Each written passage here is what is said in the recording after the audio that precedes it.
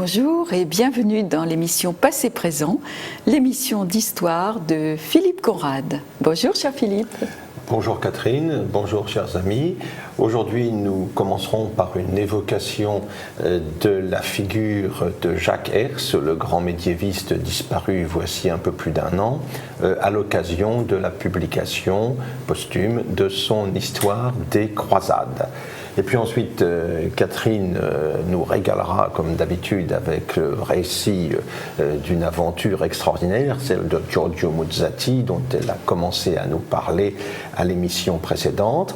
Enfin, je remercie Pierre Demeuse qui nous a rejoints et qui a bien voulu accepter de m'interroger dans la dernière partie de l'émission à propos de l'ouvrage que je viens de consacrer au déclenchement de la Première Guerre mondiale.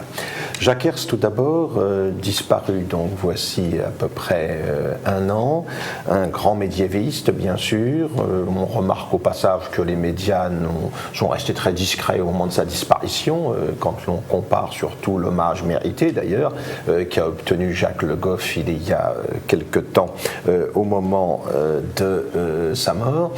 Jacques Hers, ce grand médiéviste reconnu comme tel, en même temps un esprit indépendant, un esprit courageux qu'il l'a montré à de nombreuses reprises, que ce fut en 1968 quand il était professeur à Nanterre, et ensuite du fait des ouvrages qu'il a rédigés, des prises de position qu'il a adoptées. Je pense notamment à ses travaux sur les barbaresques, sur la traite négrière, qui ne se situent pas tout à fait dans le domaine de l'historiquement correct.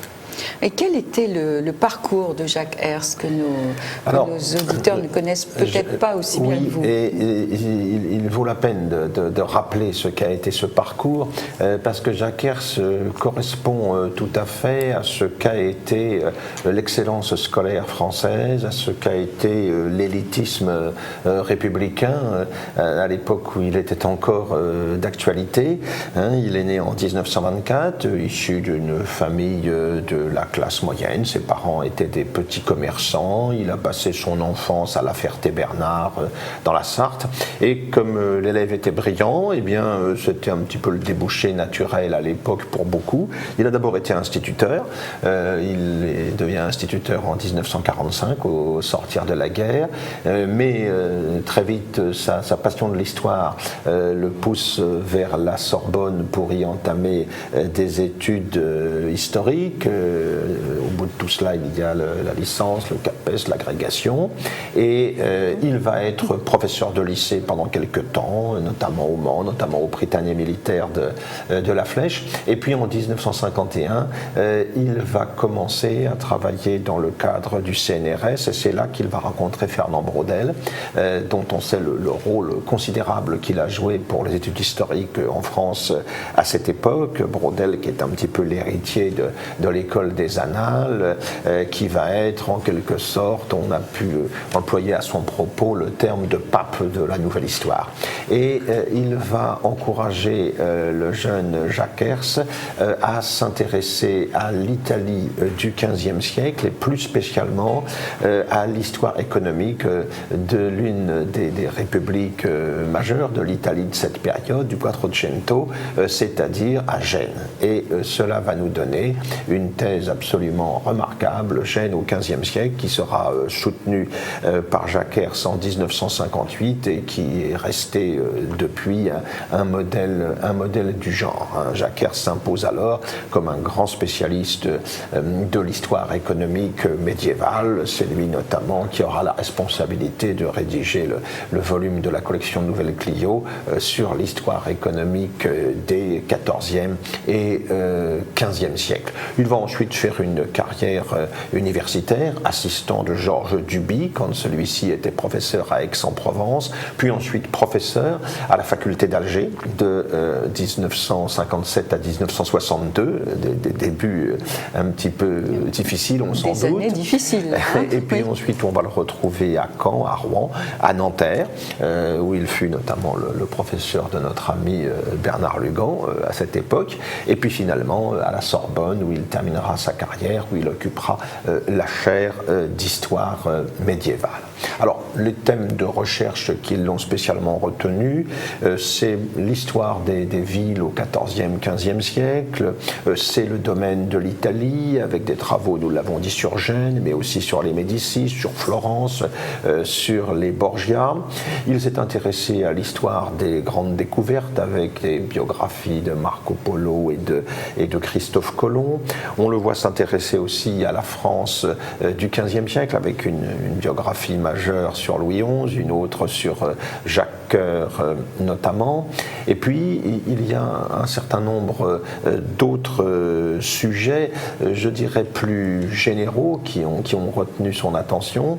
Je pense notamment à cette réflexion à laquelle il tenait beaucoup sur le Moyen-Âge, avec un ouvrage majeur aussi en 1992, Le Moyen-Âge, cette imposture, où il montre très bien comment cette période a été en quelque sorte discréditée au fil des siècles qui l'ont suivi. Il montre le caractère tout à fait artificiel de la Renaissance, telle qu'on l'a conçue, construite et imaginée par la suite, et cela constitue une rupture importante dans la lecture que nous pouvons avoir du séquençage de l'histoire. Une rupture qu'a confirmé d'ailleurs peu de temps avant sa mort Jacques Le Goff, qui a publié il y a peu un ouvrage qui va exactement dans le même sens, d'une remise en perspective complètement nouvelle du Moyen-Âge. C'était l'un des thèmes auxquels était particulièrement attaché Jacques Herz. Il avait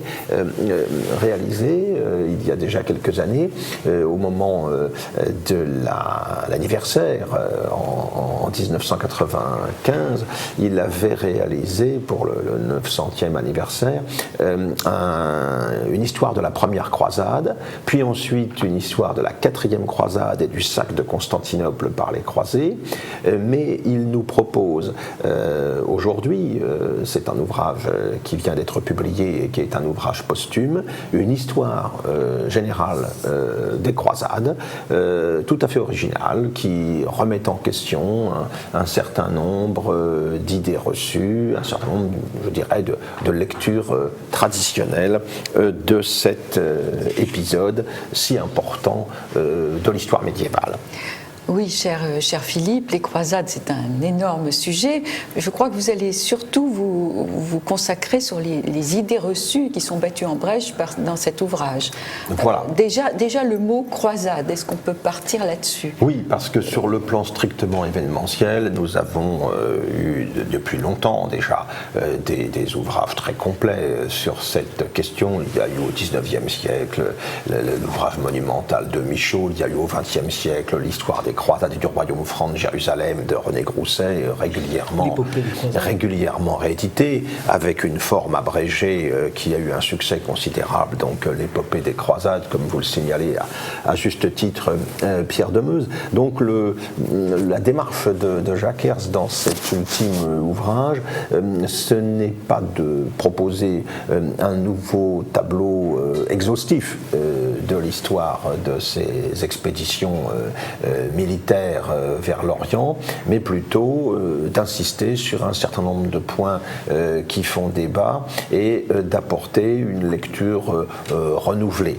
de cette séquence de l'histoire médiévale. Et en effet, comme vous le signalez, Catherine, Jacques Herz s'en prend, si l'on peut s'exprimer ainsi, d'abord au terme de croisade, qui fait tout à fait partie de notre paysage intellectuel, de nos représentations, de la manière dont on imagine cette période, avec les images de Godefroy de Bouillon s'emparant de Jérusalem, de la croisade dans laquelle sont réunis Richard Cœur de Lion et Philippe Auguste, par exemple, de Saint-Louis s'embarquant pour Tunis, où il ira mourir. En fait, ce terme de croisade, Jacques Herz nous montre qu'il n'apparaît que très tardivement, au début du XVIIIe siècle. À l'époque, les gens parlent de de chemin, les gens parlent d'expédition, les gens parlent d'itinéraire en direction de Jérusalem. Tout cela correspondait à une réalité bien précise, qui est celle du pèlerinage, qui est un pèlerinage qui est bien antérieur aux croisades proprement dites, ce pèlerinage de Jérusalem. Et Jacques Herz insiste sur le caractère anachronique du terme et montre aussi que c'est un terme qu'on a utilisé un petit peu à tort et à travers, puisque ces expéditions en direction de l'Orient, eh bien, on va les assimiler à travers ce terme de croisade à l'expédition menée dans le Languedoc occitan, dans le Languedoc cathare ou albigeois. On a parlé de croisade des albigeois pendant longtemps. On verra ensuite, quand on évoquera la lutte de Philippe III, le Hardi contre le roi d'Aragon, on parlera de croisade d'Aragon, par exemple. On voit bien les limites de ce terme, et Jacques Herz les met bien en lumière, en montrant qu'il y a là quelque chose finalement d'assez impropre. Et la croisade d'Aragon, ce terme était employé à l'époque où elle s'est faite, ou elle a été désignée sous ce nom plus tard?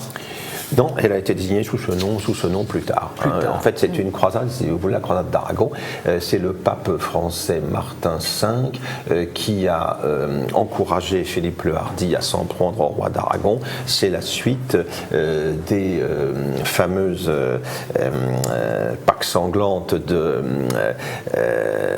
Palerme, du massacre perpétré à Palerme contre les Angevins et leurs partisans, n'est-ce pas, à l'époque où les Angevins étaient installés à Naples, en Italie du Sud.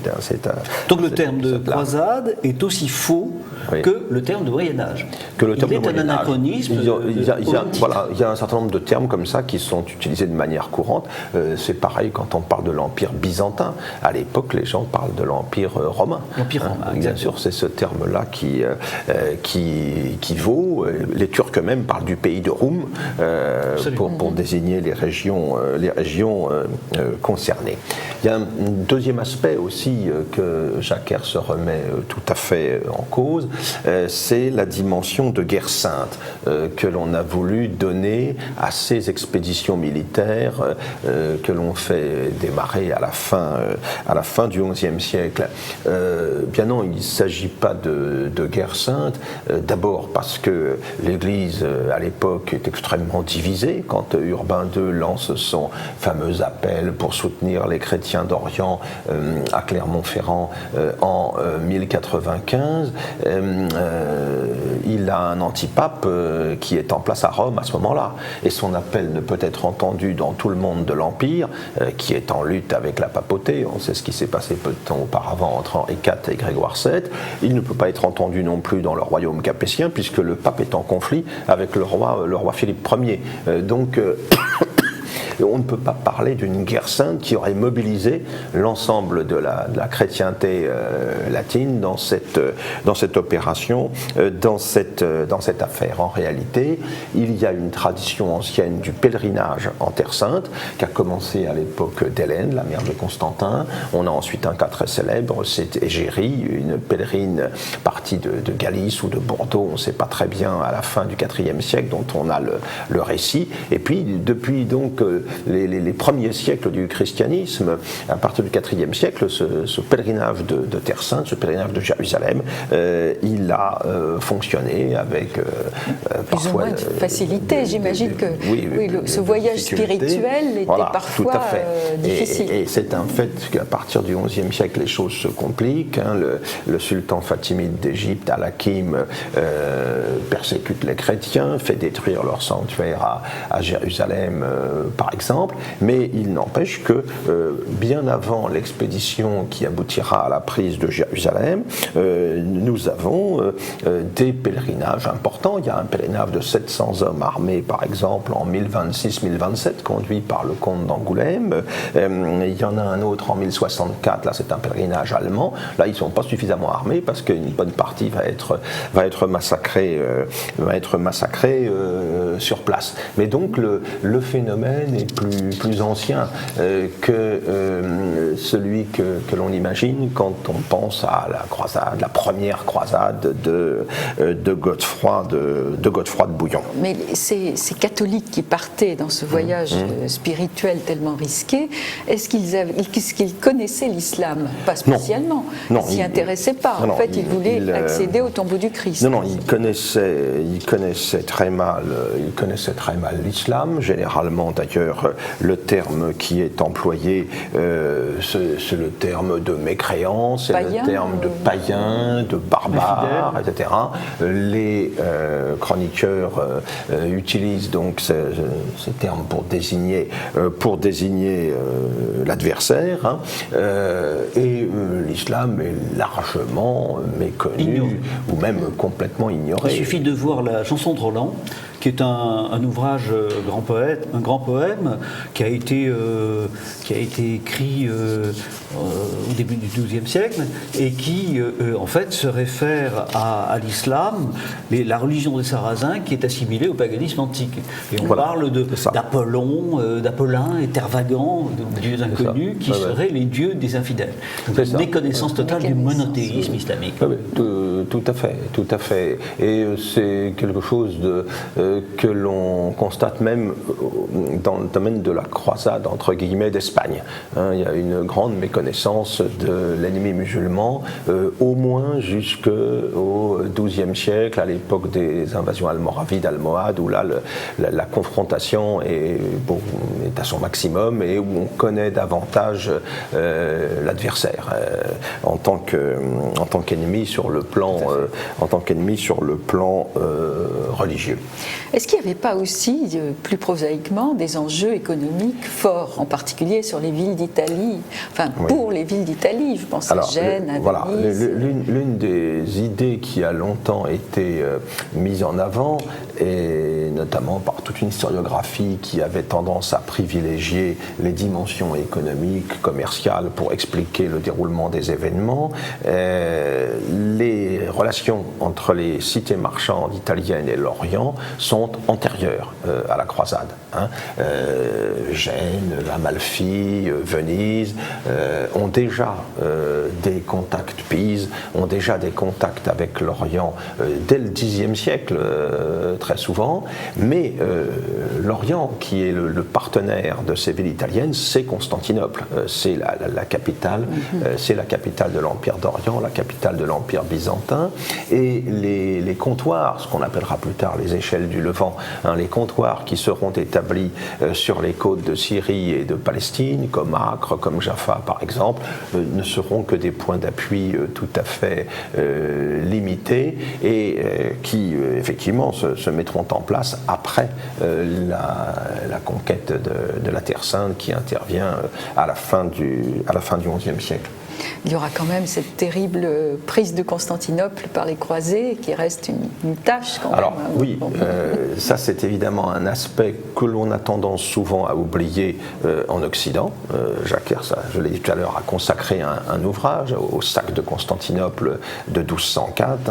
On connaît l'histoire, comment les Vénitiens s'immiscent dans des querelles de succession à Constantinople, détournent la 4e croisade. De ce fait, la ville est prise et mise à sac. Ça sera le début d'un empire latin de Constantinople qui durera jusqu'en 1261 seulement. Il est utile de s'arrêter sur cet épisode parce qu'il faut insister sur le fait qu'il a laissé des traces profondes dans l'Église orientale, dans le monde de l'orthodoxie. C'est quelque chose qu'on a évidemment oublié en Occident, mais c'est quelque chose qui est resté profondément ancré dans tout l'espace du monde orthodoxe, dans la mémoire orthodoxe. Il y avait quand même de la part des empereurs d'Orient une certaine incompréhension de ce qu'étaient vraiment les croisés, de ce qu'était vraiment cet Occident franc qu'ils considéraient comme des barbares. Oui, mais il y avait une ignorance mutuelle dans une très large mesure. Hein.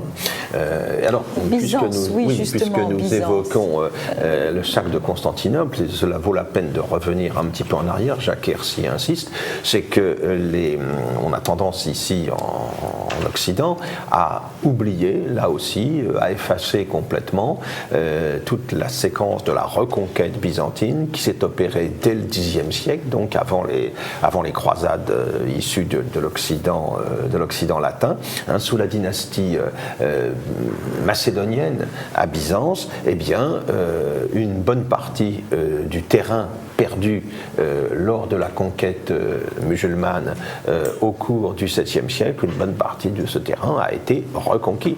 Les Byzantins ont repris la Crète, ils ont repris Alep, ils ont repris Antioche, ils ont imposé leur suzeraineté aux autorités musulmanes de Damas, et on a pu penser même un moment qu'ils étaient sur le point de reprendre Jérusalem. Et cette reconquête, elle a été durable. Les Byzantins resteront à Antioche, par exemple, jusqu'en 1084. Hein. Oui, Ils l'ont reprise en 969, ils y resteront jusqu'en 1084, et c'est en 1097 que les croisés venus d'Occident reprendront de nouveau Antioche aux musulmans. Alors c'est toute une dimension qui a été là aussi largement oubliée en Occident, la part de l'Empire byzantin dans la lutte contre les musulmans, qui était donc à l'époque au Xe siècle, début du XIe siècle, très bien engagée.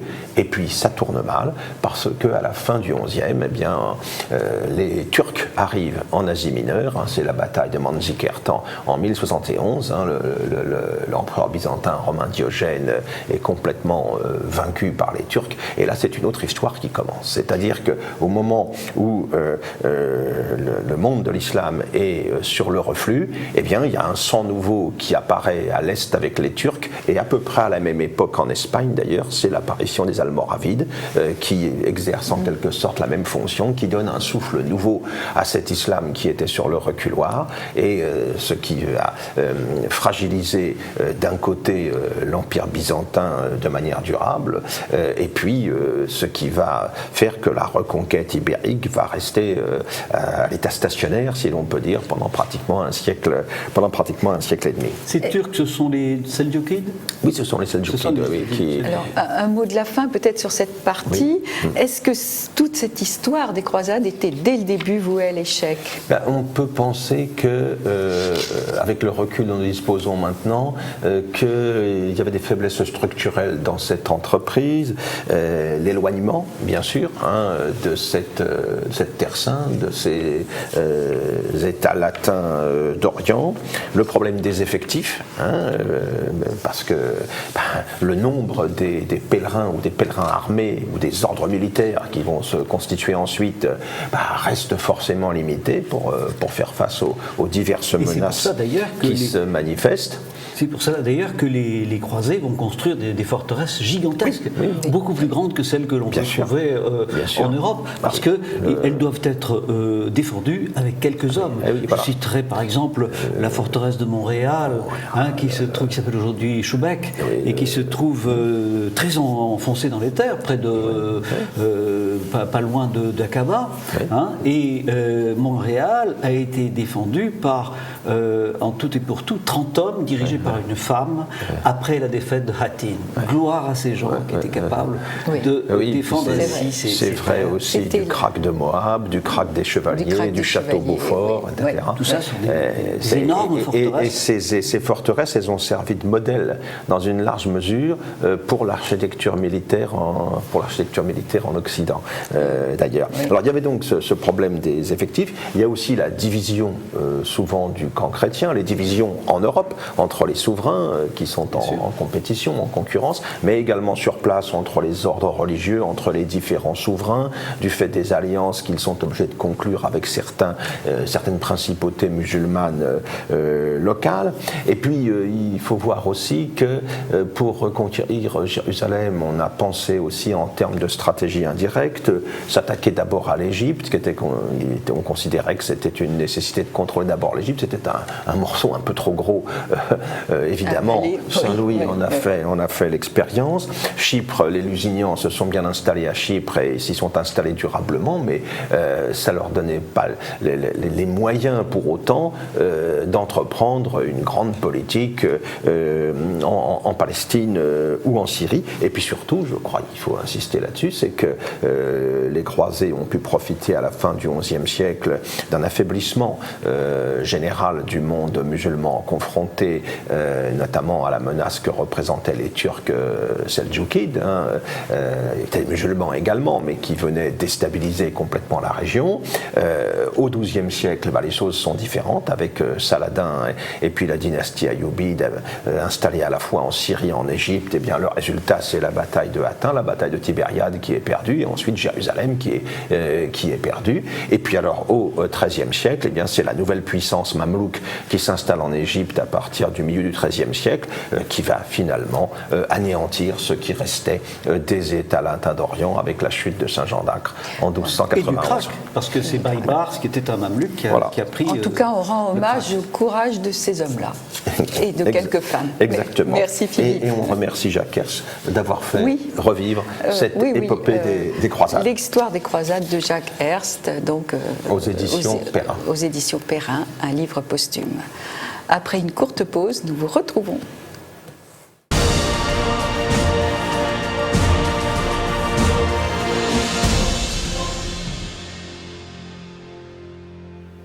Alors nous retrouvons maintenant la petite histoire dans la grande histoire et Catherine va nous raconter les aventures extraordinaires de Giorgio Muzzati qu'elle avait commencé à nous présenter au cours de la précédente émission.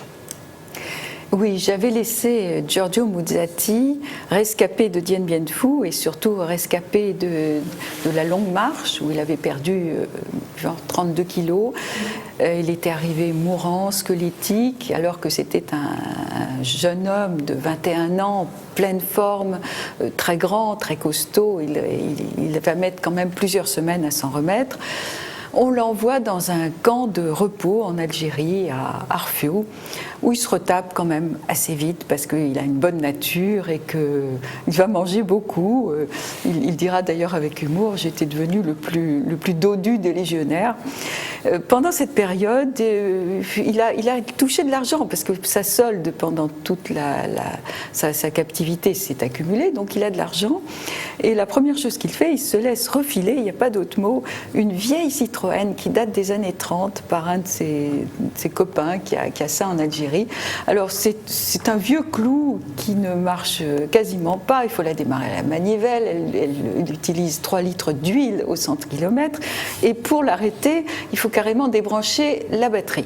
Donc cette voiture va devenir célèbre en Algérie parce que Giorgio était le seul à se laisser refiler ça et en plus il ne peut même pas avoir la carte grise parce qu'il n'est pas rectifié, son identité n'est pas rectifiée, vous savez comment ça se passe à la Légion. Donc bon, c'est de l'argent un peu fichu en l'air, mais enfin peu importe.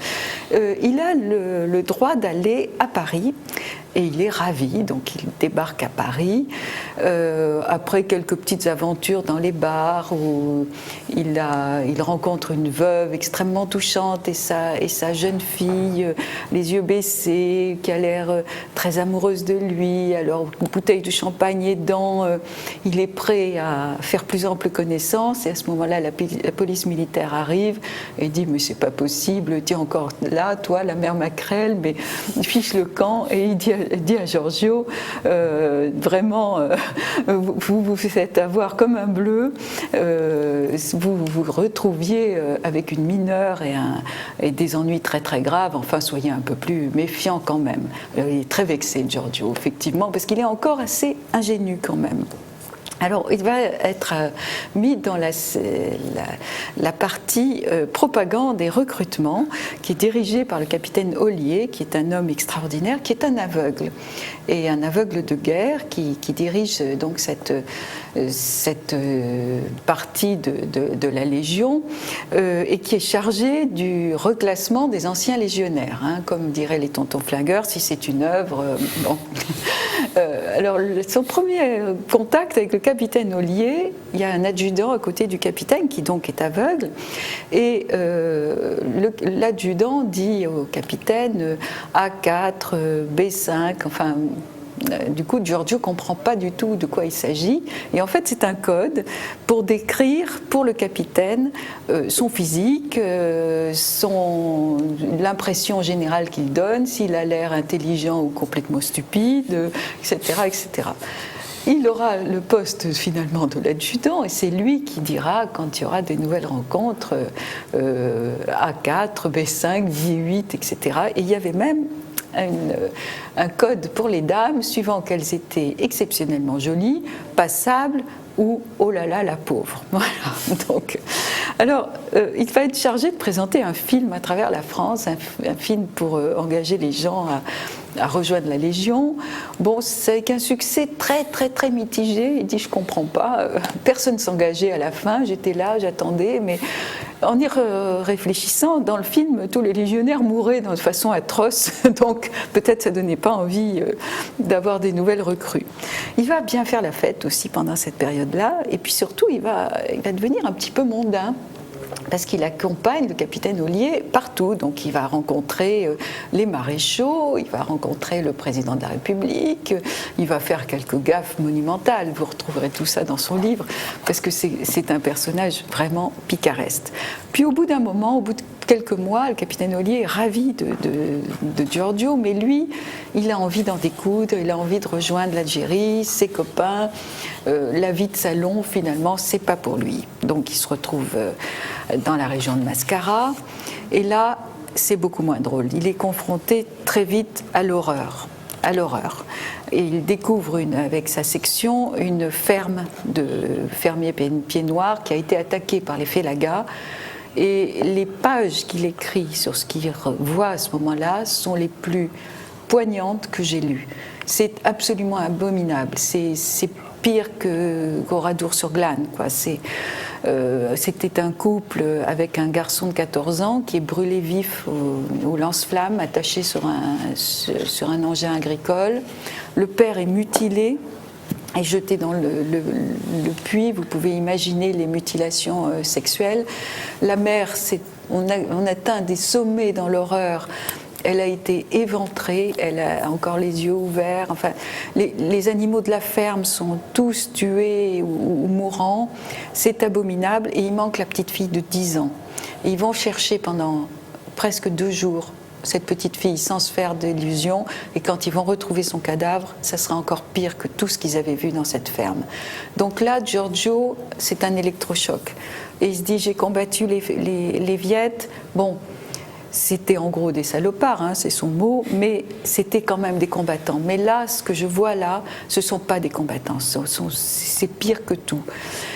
Pour aller très vite, il va déserter au moment des accords d'Évian. Il ne peut pas supporter, mais il déserte en se disant « je suis le premier, mais toute la Légion va suivre ». Et il va prendre la direction du maquis Albert, ça sera son nom, Albert, son nom de guerre. Il va faire une guerre très, très dure aux Félagas, en compagnie du commandant Bazin, qui sera tué dans une mechta, dans un accrochage très très dur. Et puis les ordres de l'OAS arrivent et il obéit. Comme il est en rupture de banc de l'armée régulière, il considère tout naturellement que ce sont les chefs de l'OAS, ses nouveaux chefs. Donc à ce moment-là commence une période très difficile, d'abord à Alger. Il y a beaucoup d'attentes en fait, il se rend compte, lui c'était pas un type patient et il doit attendre des jours entiers planqué à Alger d'abord avec ses hommes, parfois ils sont 30 dans un appartement, ils ne doivent pas faire de bruit, vous imaginez l'angoisse, et l'ennemi là c'est même plus les Félagas, c'est la police française. Il est exfiltré à Marseille et avec ses hommes, là aussi, il a toujours une trentaine d'hommes à ses ordres. Et là commence une toute autre vie, la vie dans la clandestinité en France. Et il doit se méfier de tout. Donc il y a eu des histoires de boîtes aux lettres mortes, par exemple dans une trappe dans un réverbère, la trappe de visite d'un réverbère, où on peut laisser des messages. Ils ont des codes. Ils ont sur eux la puissance et la gloire. Bon, c'est une bonne lecture, mais ce n'était pas tellement pour le lire. C'était pour faire coder des messages en prenant telle page, par page 113, ligne 8, quatrième mot. Et quand les mots n'étaient pas les mots dont ils avaient besoin pour leur message, n'existaient pas dans la puissance et la gloire, à ce moment-là, c'était lettre par lettre. Donc ça faisait des séries de chiffres très, très, très, très longs. Dans quelle année, ça? Alors là, on est en 62. Après l'indépendance, donc. Après l'indépendance. Il a toute la police de France à ses trousses, Albert. Et c'est son nom de code. Et il va y avoir un incident à Toulouse, et un de ces hommes va être tué par la police. Il va y avoir une fusillade, des policiers sont blessés, des membres de son équipe aussi. Et il y a une confusion. Et on croit que c'est lui qui a été tué. Donc ça lui donne quelques semaines de répit, mais quelques semaines seulement, surtout qu'il prend tous les risques. Par exemple, une fois à Marseille, il gare sa voiture, qui était une voiture volée, bourrée d'armes, absolument bourrée d'armes dans le coffre. Il la gare dans une rue qu'il croit tranquille parce qu'il n'y a pas de place en bas de son hôtel. Et le lendemain, horreur, il y a le marché de Provence installé dans la rue et plus de voiture. Elle a été enlevée par la fourrière simplement parce qu'il y avait un panneau disant « les jours de marché, on ne se gare pas là ». Eh bien, il aura le culot d'aller réclamer à la fourrière sa voiture volée et bourrée d'armes en se disant « oh, les gens de la fourrière, c'est pas ça qu'ils cherchent ». Et effectivement, ça va passer ce coup-là. Il va se retrouver en Espagne où il va lutter contre les barbouzes parce qu'il y a un vrai danger. Il va même enlever un Belge qui est surdoué des faux billets et des faux passeports pour le faire travailler pour eux. Ils ont besoin d'argent, il va même être obligé de faire quelques hold-up, c'était le temps de l'OAS, il y avait besoin d'argent. Finalement, il sera arrêté, il aura beaucoup de chance de ne pas se faire assassiner au moment de son arrestation, car il était marqué comme extrêmement dangereux et toujours armé, ce qui était vrai, les deux. Il va faire 3 ans de bagne à l'île de Ré. Il va en sortir en 66, très découragé, très dégoûté, et il écrira à ses parents « Moi, je n'ai pas démérité, mon honneur est sauf, mais j'ai fait confiance à des gens qui peut-être ne le méritaient pas et n'avaient pas les mêmes valeurs que moi. » Il va, je vous rassure, continuer sa vie tout à fait de façon satisfaisante. C'est un homme très intelligent, il va s'installer en Espagne, là il va faire fortune, intelligent, actif, il va se marier avec une dame qu'il avait rencontrée pendant la clandestinité, Anne. Donc c'est un couple de militants, ils auront des enfants, des petits-enfants. Et si Giorgio nous a quittés il y a quelques années, 3-4 ans, il a laissé 2 livres exceptionnels que je vous engage vraiment à lire. Le premier, donc, sur la première partie de sa vie, Dien Bien Phu, qui s'appelle Là où l'on meurt peut-être, et le deuxième, Dernier baroud pour l'honneur, les années Algérie et OAS. Et les 2 livres sont aux éditions italiques. Et vous ne regretterez pas de passer du temps avec Giorgio. En tout cas, je suis sûre qu'il est au paradis des légionnaires. Salut Giorgio.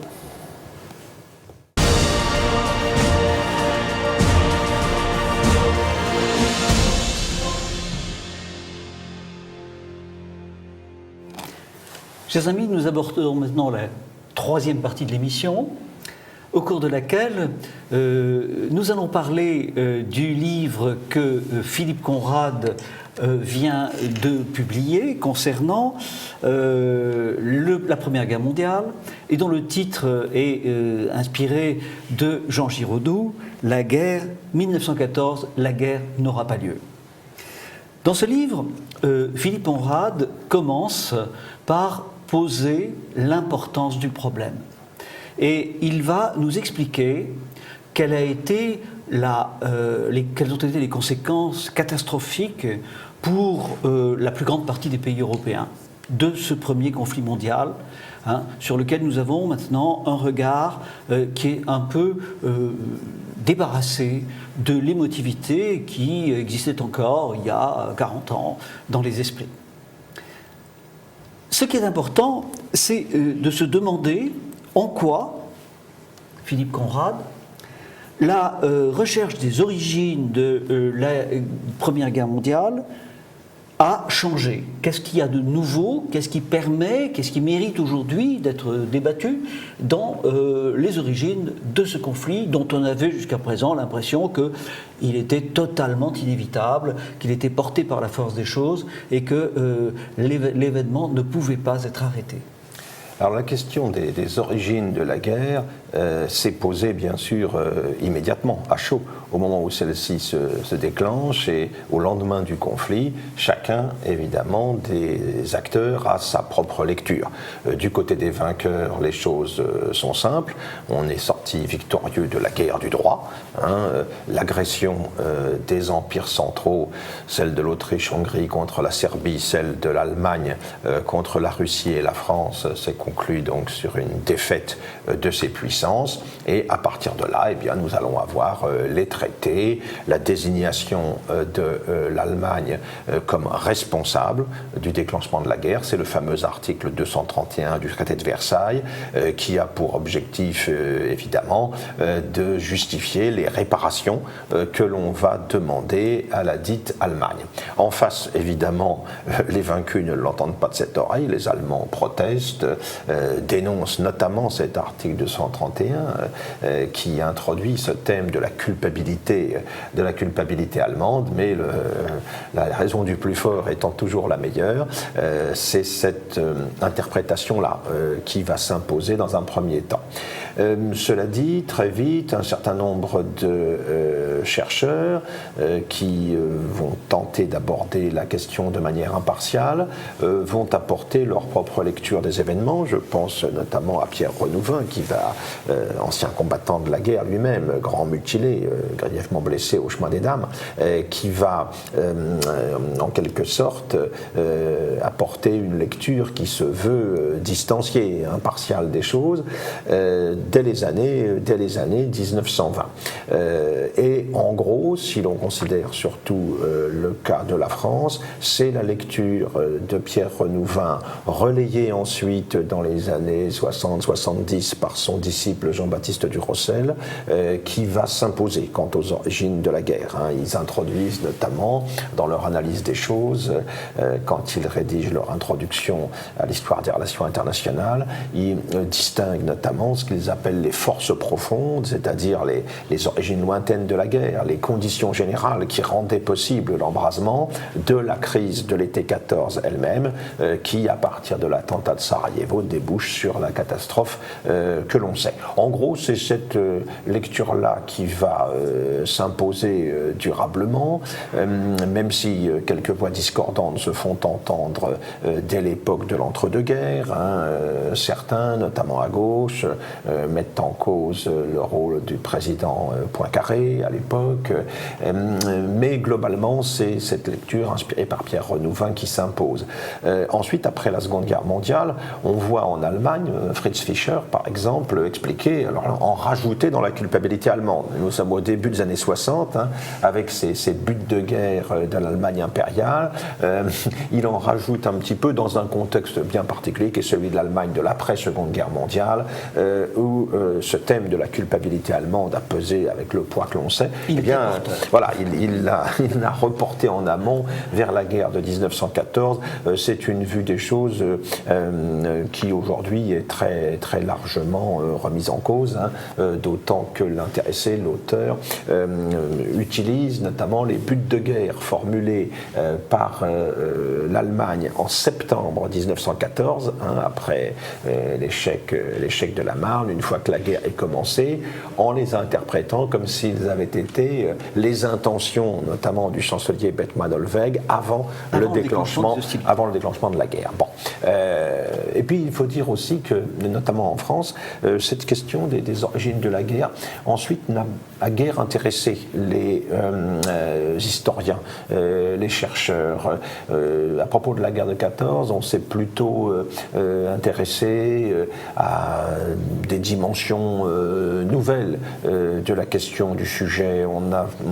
On s'est intéressé aux réactions des combattants, à la vision qu'ils avaient du conflit. On s'est intéressé aux conditions qui avaient permis la brutalisation générale dont parle l'historien américain George Moss.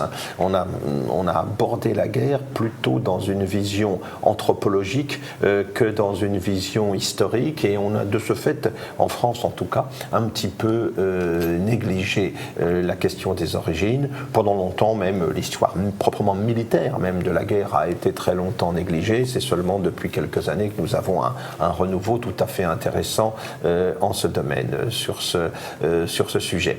Et puis, il y a eu des travaux à l'extérieur qui se sont révélés tout à fait intéressants, notamment dans le domaine anglo-saxon. Les anglo-saxons se sont penchés sur la guerre avec un regard largement renouvelé. C'est vrai pour l'histoire militaire. Je pense notamment à un travail sur Foch publié par une historienne australienne il y a peu.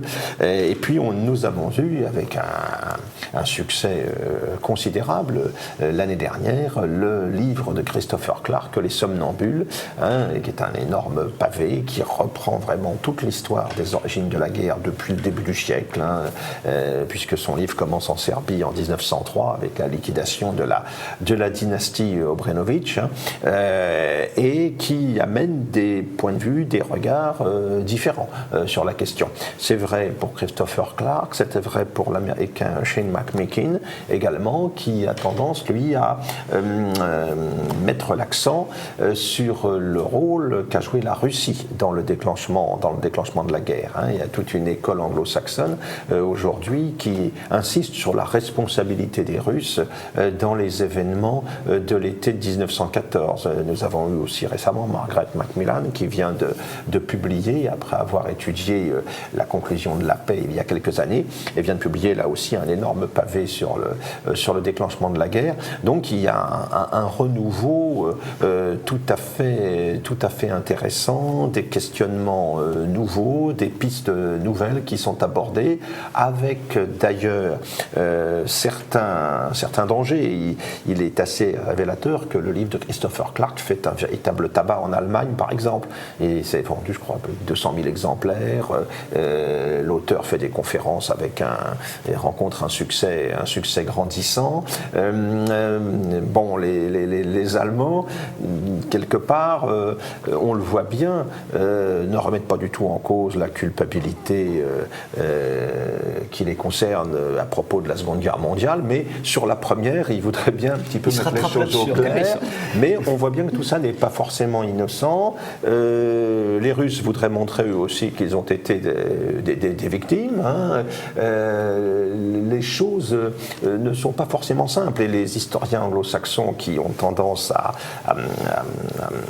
insister sur le rôle ou la responsabilité de la Russie, ça correspond aussi à une certaine vision bien déterminée de ce qu'est la Russie. Ce n'est plus la Russie communiste aujourd'hui, mais c'est une Russie de nouveau grande puissance, une Russie qui se révèle plus ou moins inquiétante. Donc on a tendance à relire aussi l'histoire du passé en fonction des représentations que l'on se fait aujourd'hui des choses. Donc c'est un débat donc de ce fait qui reste, je crois, largement ouvert, où il y a beaucoup de choses nouvelles, il y a des débats intéressants, originaux, mais il faut les aborder aussi avec prudence pour ne pas tomber éventuellement d'un excès dans l'autre quant à l'interprétation qu'on doit donner du déclenchement de cette calamité que fut la Première Guerre mondiale.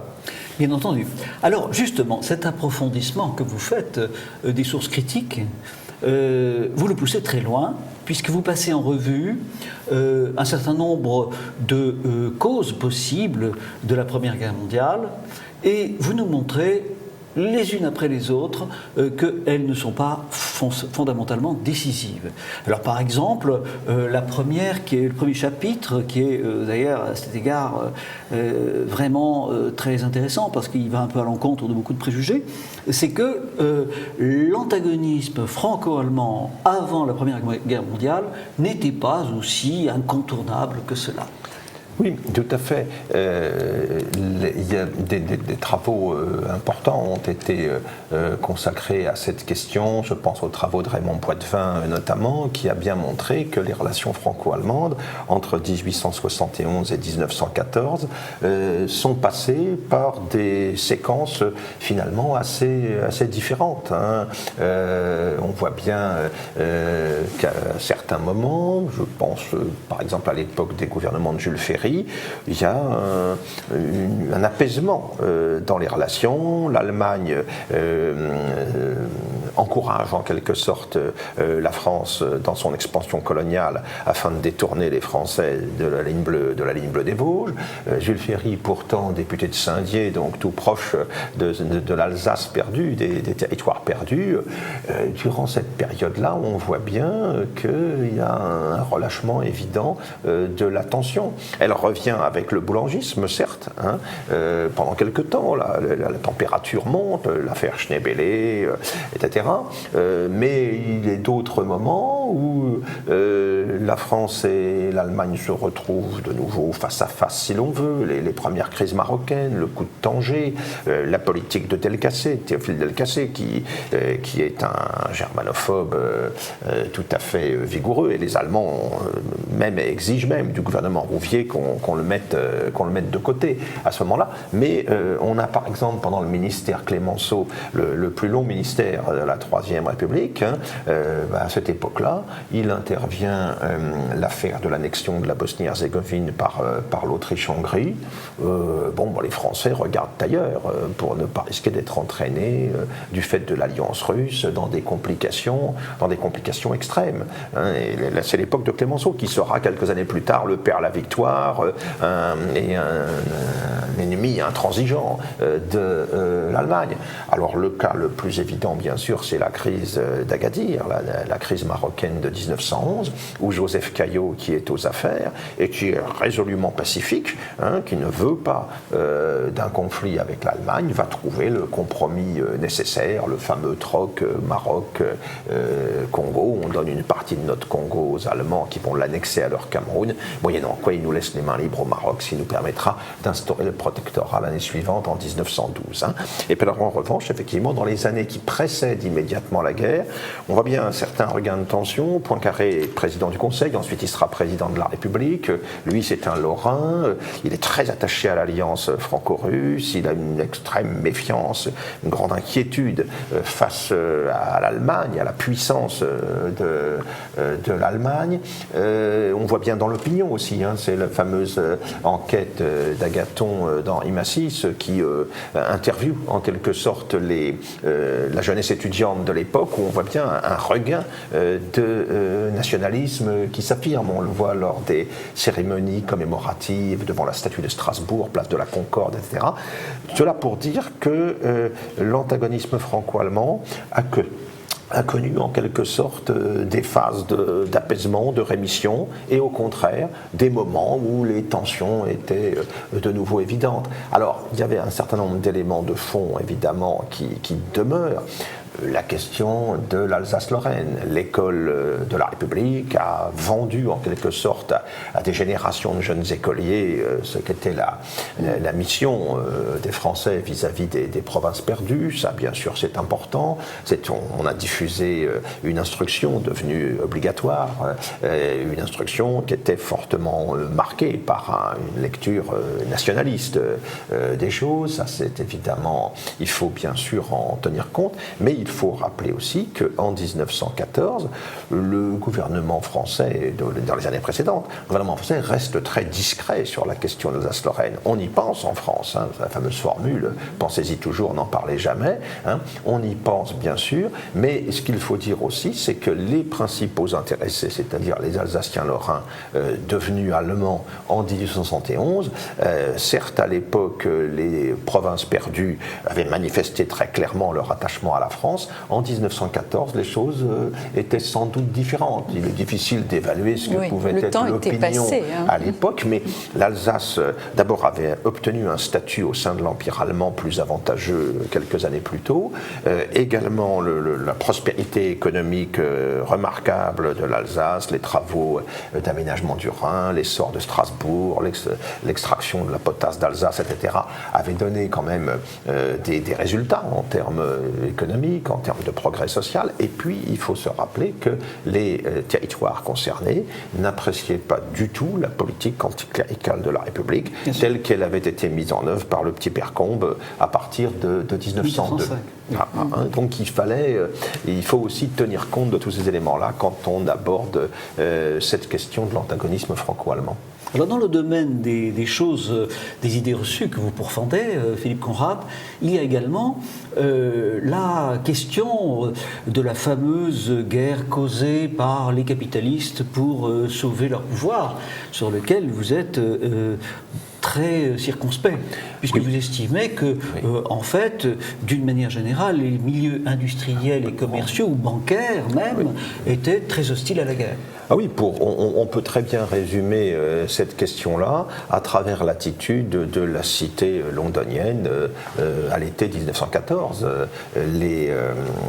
Edward Grey, qui occupe le Foreign Office à ce moment-là, reçoit constamment des représentants des milieux d'affaires, des milieux bancaires, qui viennent l'exhorter à ne pas entraîner la Grande-Bretagne dans une guerre, tout ça pour une histoire balkanique. D'autant que la Serbie en Angleterre avait une très mauvaise image depuis la liquidation de la dynastie Obrenović en 1903. Là, on avait assassiné le roi, son épouse à Belgrade. Bien sûr, chaque officier avait été obligé de planter son épée dans le corps du roi et de la reine. Ils étaient 40. Quelle horreur. Donc on voit bien dans le cas de la cité londonienne que là, les milieux d'affaires ne sont pas du tout favorables à la guerre. Et la compétition, la concurrence commerciale qui existait entre l'Allemagne et l'Angleterre était une réalité, certes, mais quand nous arrivons en 1914, nous sommes déjà dans ce que certains ont appelé une première mondialisation économique. Je dirais qu'il y a de la place pour tout le monde. Et les rivaux ou les adversaires du lendemain s'entendent. En janvier 1914, les Anglais et les Allemands s'entendent pour créer la Turkish Petroleum, pour exploiter le pétrole d'Irak. Emblématique. Voilà, quelques années après que les Anglais se sont fortement inquiétés de la création du Baghdad Band, du chemin de fer de Bagdad, etc. Et on a ainsi de très nombreux exemples qui peuvent paraître surprenants. Les Français ont 3 milliards de francs or investis en Autriche-Hongrie en 1914. Ce sont des milieux d'affaires français et autrichiens réunis qui financent la construction des chemins de fer serbes. Donc on voit bien que les choses ne sont pas aussi simples. Et il y avait dans le personnel politique, et je dirais dans les élites politiques, économiques de cette époque-là, tout un courant très puissant qui jouait la carte justement de la paix, du rapprochement, pour des raisons justement de convenance économique. Joseph Caillaux, il est tout à fait caractéristique de cela. Et puis un président du Conseil comme Rouvier se situait aussi dans le même genre de profil, alors qu'à l'évidence, bien sûr, un Poincaré, un Delcassé ne sont pas du tout sur la même ligne. On voit bien dans les années précédant la guerre de 14 comment les emprunts allemands ne peuvent plus se placer sur la place de Paris, par exemple. Alors, vous avez parlé des Balkans. À propos des Balkans, eh bien, vous dites que l'opposition qui existe dans les Balkans est très forte, vous en montrez les contours, mais vous nous expliquez aussi qu'il n'était pas indispensable, il n'était pas inévitable qu'elle aboutisse à une guerre. Non, la poudrière balkanique, ainsi qu'on l'a désignée, elle est connue depuis longtemps, les choses sont évaluées dans les chancelleries, et il y a eu des crises balkaniques à répétition tout au long du XIXe siècle, et puis encore au XXe. Je rappelle simplement 1908, l'annexion de la Bosnie-Herzégovine par l'Autriche-Hongrie, qui n'en avait que l'administration provisoire pour 30 ans depuis 1978. unilatéralement, les Autrichiens récupèrent la Bosnie-Herzégovine, alors que les Serbes, la Serbie voisine, espéraient évidemment les Serbes voulaient également la récupérer, bien sûr. Ils voulaient également toute l'Albanie. Ils voulaient un débouché sur l'Adriatique, bien sûr. Donc il y a eu cela, il y a eu la guerre balkanique de 1912, la coalition des États balkaniques contre la Turquie, puis ensuite en 1913, une nouvelle guerre entre la Bulgarie et puis ses alliés de la veille, etc. À chaque fois, on en est sorti sans que cela débouche sur une guerre générale. Alors c'est peut-être une poudrière qu'il faut manier avec précaution. L'Autriche veut pousser son avantage vers le sud, limiter la puissance de la Serbie, car elle considère qu'elle constitue une menace pour ces minorités slaves de l'Empire Habsbourg. La Russie, bien sûr, veut apparaître comme la protectrice naturelle des nations slaves orthodoxes des Balkans, la Bulgarie et aussi, bien sûr, la Serbie. Bon, tout cela crée des conditions évidemment délicates, mais quand on revient sur les décennies qui ont précédé, encore plus si l'on remonte au XIXe siècle, les puissances se sont trouvées confrontées souvent à cause des affaires balkaniques. On a toujours trouvé le moyen pour éviter ce qu'on appelle une montée aux extrêmes, un conflit généralisé mettant en cause tous les grands États européens. Bien sûr. Alors, à lire votre livre et à voir, ayant passé en revue tous ces événements, toutes ces causes possibles, eh bien, nous arrivons aux événements eux-mêmes, les événements de l'été 1914. Vous nous rappelez la façon dont l'assassinat de l'archiduc s'est produit, et vous nous rappelez que c'est une suite invraisemblable de hasard qui a provoqué que c'était la réussite de ce complot. Oui, bien sûr, on sait comment l'échec de la première tentative le matin du 28 juin et comment c'est tout à fait par hasard finalement que Princip se retrouve devant la voiture de l'archiduc et de son épouse et peut les tuer donc le 28 juin 1914 à Sarajevo. Alors là encore, il faut aussi préciser que le meurtre d'une personnalité de cette envergure, ça ne débouche pas forcément sur une guerre. Les assassinats politiques sont légion à l'époque.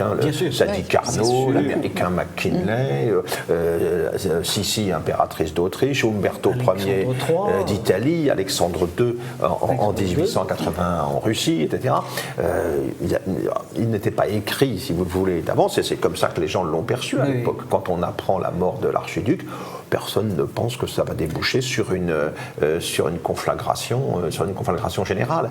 Qu'est-ce qui va faire que nous allons être amenés à cette catastrophe? Eh bien, l'Autriche veut châtier la Serbie. Elle est encouragée en cela par son allié allemand, mais tout le monde pense que l'affaire restera balkanique. Et vous nous dites que l'Autriche aurait pu la châtier dans les tout premiers temps qui suivent l'assassinat, sans provoquer de problème. Sans doute. Et que c'est les atermoiements du chef d'état-major autrichien Konrad von Hotzendorf qui veut vraiment très bien faire, trop bien faire, et qui finalement va perdre un temps précieux. Oui, on peut penser, je crois, que Nicolas II, le tsar de Russie, était très affecté par l'assassinat de l'archiduc François Ferdinand, avec qui il entretenait de bonnes relations. Et si l'Autriche avait été en mesure de réagir à chaud, rapidement, de défaire la Serbie, encore. Ce qui n'était pas acquis, on l'a vu d'ailleurs ensuite. On n'aurait pas eu forcément l'engrenage de la mobilisation russe au profit de la Serbie, puis surtout la décision prise le 30 juillet par le tsar de mobilisation générale, qui alors là lance tout le mouvement des mobilisations et rend la guerre inévitable. Poincaré peut dire la mobilisation n'est pas la guerre, en fait non. À ce moment-là, vu ce qu'étaient les alliances militaires et vu ce qu'était la position géostratégique de l'Allemagne appelée à combattre sur deux fronts, la mobilisation générale d'un acteur tel que la Russie, c'était quasiment la guerre assurée. Et alors vous mettez quand même, disons, un certain accent de responsabilité sur des personnages comme Paléologue, comme Poincaré, et sur Azonov. Sazonov. Oui, Sazonov la question Poincaré a été souvent évoquée dès l'entre-deux-guerres. Raymond Poincaré était un partisan farouche de l'alliance franco-russe. Il avait fait déjà des voyages en Russie avant même celui de juillet 1914. C'est lui qui dirige les choses pendant ce voyage. Viviani, le président du Conseil, est complètement transparent. Mais on peut imaginer que les choses auraient pu être différentes après la victoire des gauches au printemps 14 lors des élections, si le chef naturel des gauches, Caillaux, avait été au gouvernement. Car c'était évidemment une autre pointure, une autre envergure. Or, nous le savons, eh bien, Joseph Caillaux, il était de fait indisponible du fait que son épouse avait eu la mauvaise idée d'aller assassiner le directeur du Figaro. Petite cause, grands effets. Oui. Tel est le résultat de l'épigenèse en histoire. Merci. Philippe Conrad. Merci. Alors nous rappelons donc le livre de Philippe Conrad, 1914, La guerre n'aura pas lieu. Merci Philippe, merci Pierre. Aux éditions Genèse. Aux éditions Genèse, bien sûr, et avec une thèse vraiment intéressante. Vous retrouverez tout cela dans ce livre. L'émission se termine, merci messieurs, et puis on vous dit à la prochaine fois.